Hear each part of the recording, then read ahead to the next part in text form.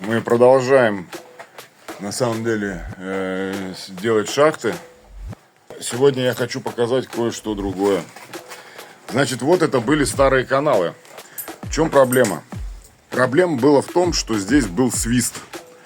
Знаете, в трубах есть, в вентиляционных трубах иногда бывает свист. Когда подача воздуха идет, или наоборот вытяжка, начинается свист. Знаете, из-за чего был свист?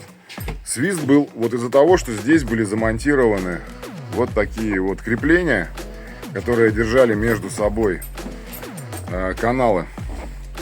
И они были сделаны из уголка. И этот уголок давал, как бы получается, когда шел приток или шла вытяжка, вот воздух об нее как бы получался сопротивление воздуха и начинался свист.